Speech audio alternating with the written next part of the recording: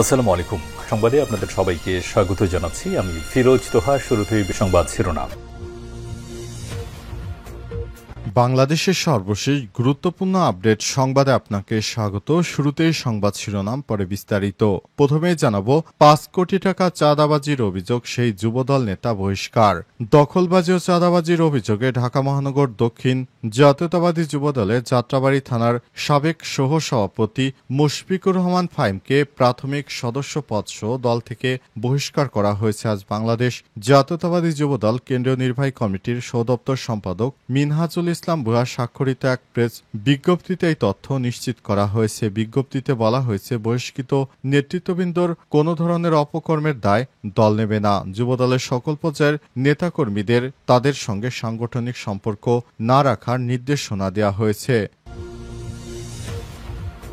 জানাবো, ফিলিস্তিনকে অবিলম্বে স্বীকৃতি দিতে ব্রিটিশ সরকারকে ৬০ জন এমপির চিঠি। প্রায় ৬০ জন ব্রিটিশ লেবার এমপি যুক্তরাজ্য সরকারের প্রতি আহ্বান জানিয়েছে যেন অবিলম্বে ফিলিস্তিনকে একটি রাষ্ট্র হিসেবে স্বীকৃতি দেওয়া হয়। এমপিরা গাজায় ইসরায়েলি আগ্রাসনকে জাতিগত নির্মূল বলে বর্ণনা করেছেন এবং এটি বন্ধে ব্রিটিশ সরকারকে জরুরি পদক্ষেপ নিতে আহ্বান জানিয়েছেন।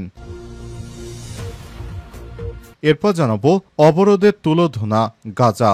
অবরোধ তুলে নেওয়ার আহ্বান। জাতিসংঘের সাবান নেই, পানি নেই, স্বাস্থ্য সংকটে গাজার শিশুরা, তারা খাবার পাচ্ছে না, তারা কিভাবে বাঁচবে?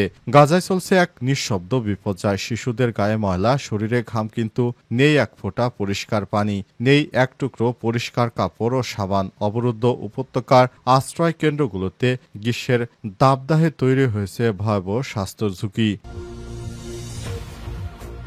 এদিকে ১ আগস্ট থেকে ইউরোপীয় ইউনিয়ন ৩০% শুল্কের সম্মুখীন হবে বললেন ডোনাল্ড ট্রাম্প। মার্কিন প্রেসিডেন্ট ডোনাল্ড ট্রাম্প তাদের প্রধান বাণিজ্যিক অংশীদার ইউরোপীয় ইউনিয়ন ও মেক্সিকোর উপর ৩০% শুল্ক আরোপের হুঁশিয়ারি দিয়েছেন। ট্রাম্প তার ট্রুথ সোশ্যাল প্ল্যাটফর্ম পোস্টে এক বিবৃতিতে বলেছেন, উভয় শুল্কই ১ আগস্ট কার্যকর করা হবে। এর আগে বাংলাদেশের উপর ৩৫% এবং ব্রাজিলের উপর ৫০% শুল্ক আরোপ করা হয়েছে।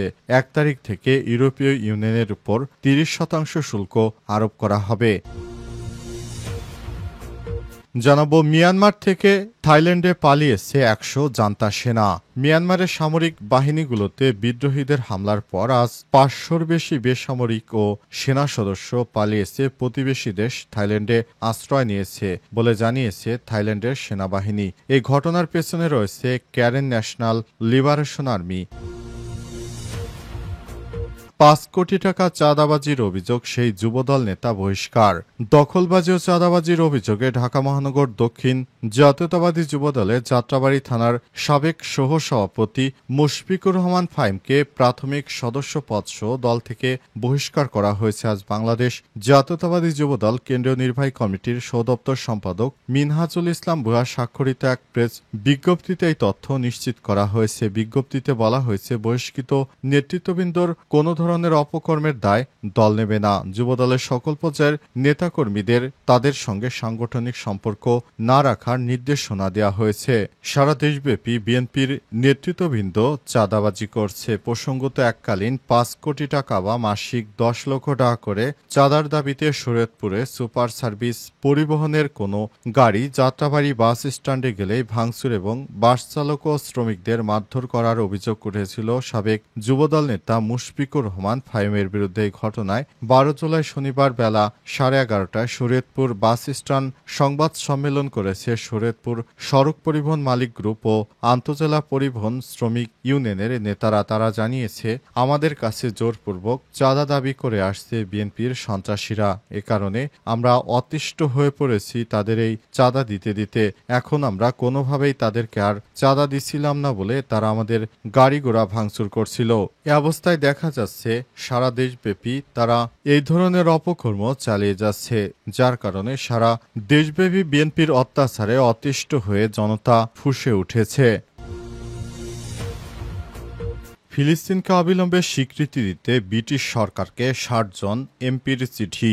প্রায় ৬০ জন ব্রিটিশ লেবার এমপি যুক্তরাজ্য সরকারের প্রতি আহ্বান জানিয়েছে যেন অবিলম্বে ফিলিস্তিনকে একটি রাষ্ট্র হিসেবে স্বীকৃতি দেওয়া হয়। এমপিরা গাজায় ইসরায়েলি আগ্রাসনকে জাতিগত নির্মূল বলে বর্ণনা করেছেন এবং এটি বন্ধে ব্রিটিশ সরকারকে জরুরি ভিত্তিতে পদক্ষেপ নিতে বলেছেন। আজ এক প্রতিবেদনে দ্য গার্ডিয়ানে এই খবর জানিয়েছে।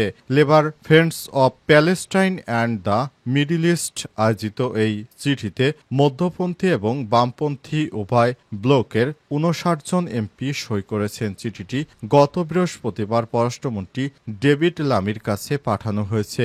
এমপিরা দক্ষিণ গাজার রাফা শহর ধ্বংসাবশেষের মধ্যে তাঁবু দিয়ে তৈরি একটি তথাকথিত মানবিক শহর নির্মাণে ইসরায়েলের পরিকল্পনা বন্ধ করার জন্য অবিলম্বে পদক্ষেপ নেওয়ার জন্য লামির প্রতি আহ্বান জানান। তারা সতর্ক করে দেন এই পরিকল্পনা বেসামরিক নাগরিকের জোরপূর্বক স্থানান্তর এবং ফিলিস্তিনের উপস্থিতি মুছে ফেলার শামিল। চিঠিতে পরিকল্পনাটিকে জাতিগত নির্মূল বলে অভিহিত করে বলা হয়েছে, অত্যন্ত জরুরিতা এবং উদ্বেগের সঙ্গে আমরা আপনাকে লিখছি। ইসরায়েলের প্রতিরক্ষামন্ত্রীর ঘোষণার বিষয় তিনি গাজায় সমস্ত ফিলিস্তিনি বেসামরিক নাগরিককে জোরপূর্বক ধ্বংসপ্রাপ্ত রাফা শহরের একটি শিবিরে স্থানান্তরের পরিকল্পনা করছেন।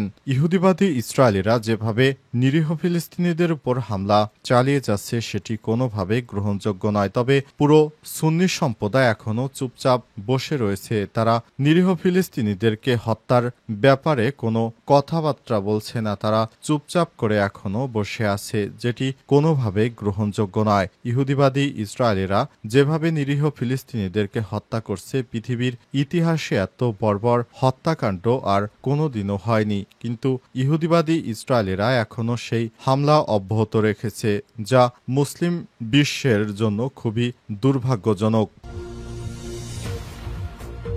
অবরোধ তুলে নেওয়ার আহ্বান জাতিসংঘের। সাবান নেই, পানি নেই, স্বাস্থ্য সংকটে গাজার শিশুরা।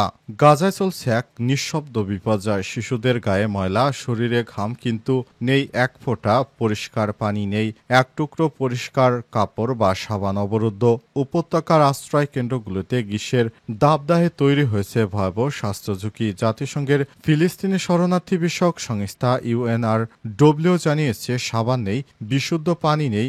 গাজায় চলমান অবরোধের কারণে শিশুদের সঠিকভাবে গোসল করানো যাচ্ছে না। পরিস্থিতি অত্যন্ত ভয়াবহ।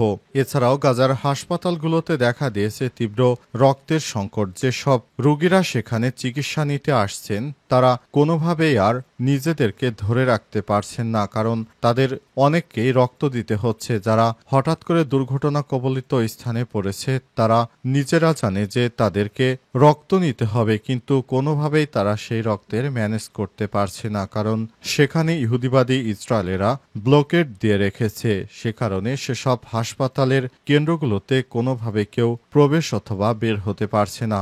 ইহুদিবাদী ইসরায়েলেরা তাদের ইচ্ছামতোই নিরীহ ফিলিস্তিনিদেরকে হত্যা করছে, যেটি কোনোভাবে গ্রহণযোগ্য নয়। তারপরও তারা এখনও ক্ষান্ত হয়নি। ইহুদিবাদীরা যেভাবে নিরীহ ফিলিস্তিনিদেরকে হত্যা করছে সেটি কোনোভাবেই মেনে নেওয়া যায় না। তাই নতুন করে এই ধরনের হামলা অত্যন্ত দুর্ভাগ্যজনক। শিয়া সুন্নি মুসলিমদের মধ্যে দুটি ভাগ রয়েছে, কিন্তু দেখা যাচ্ছে মুসলিমদের সেই সুন্নি সম্প্রদায় গাজায় নিরীহ ফিলিস্তিনিদের জন্য কোনো কিছু করছে না, কিন্তু শিয়ারা নিরীহ ফিলিস্তিনিরা হচ্ছে সুন্নি সম্প্রদায়, তারপরও তাদেরকে সরাসরি সহায়তা করছে। এটি অত্যন্ত দুর্ভাগ্যজনক মুসলিম বিশ্বের জন্য যে তারা সুন্নি হয়ে এখনো সৌদি আরব, কাতারের মতো রাষ্ট্রগুলো নিশ্চুপ হয়ে বসে আছে। এছাড়াও তুরস্কেরও একই ভূমিকা। এভাবে চলতে থাকলে নিরীহ ফিলিস্তিনিদেরকে একসময় জাতিগতভাবে নিধন করে ফেলবে ইহুদিবাদী ইসরায়েল। ১ আগস্ট থেকে ইউরোপীয় ইউনিয়নের উপর ৩০% শুল্কের সম্মুখীন হতে হবে বলছে ডোনাল্ড ট্রাম্প। মার্কিন প্রেসিডেন্ট ডোনাল্ড ট্রাম্প তাদের প্রধান বাণিজ্যিক অংশীদার ইউরোপীয় ইউনিয়ন ও মেক্সিকোর উপরও ৩০% শুল্ক আরোপের হুঁশিয়ারি দিয়েছেন। তিনি বলেন ১ আগস্ট থেকে তা কার্যকর করা হবে। এর আগে বাংলাদেশের উপর প্রায় ৩৫% শুল্ক আরোপ করেছেন যুক্তরাষ্ট্রের প্রেসিডেন্ট ডোনাল্ড ট্রাম্প। তবে বাংলাদেশের একটি নির্বোধ শ্রেণী অন্তর্বর্তীকালীন সরকার ক্ষমতা আসার পর ৩৫% শুল্ক আরোপ করার পর তারা লাল স্বাধীনতার শুভেচ্ছা জানাচ্ছে। বিবৃতিতে তিনি যুক্তরাষ্ট্রে অবৈধ মাদক প্রবাহে মেক্সিকোর ভূমিকা এবং ইউএর সঙ্গে বাণিজ্য ভারসাম্যহীনতার কথা উল্লেখ করেছেন। এই সপ্তাহের শুরুতে ট্রাম্প জাপান, দক্ষিণ কোরিয়া এবং কানাডা ও ব্রাজিল সহ বেশ কয়েকটি দেশের উপর নতুন শুল্ক ঘোষণা করেছেন। পাশাপাশি তামার উপর ৫০% শুল্ক আরোপ করেছেন তিনি। ২৭টি দেশের ব্লক ইউর যুক্তরাষ্ট্রের সঙ্গে একটি বিস্তৃত বাণিজ্য চুক্তিতে পৌঁছানোর আশা করছেন। তিনি মনে করেন যে তার ব্যবসা প্রতিষ্ঠানগুলো আগের থেকে ভালো করতে পারবে যদি শুল্ক নির্ধারণ করা হয়। এ কারণেই তিনি এই ধরনের শুল্ক আরোপ করছেন। তিনি চান তার প্রতিষ্ঠানগুলি খুব ভালো করুক। এ কারণে তিনি সমস্ত রাষ্ট্রের উপরে শুল্ক আরোপ চাপিয়ে দিয়েছেন, যার খড়গ টানতে হচ্ছে বাংলাদেশ সহ বিশ্বের প্রায় প্রতিটি দেশকে।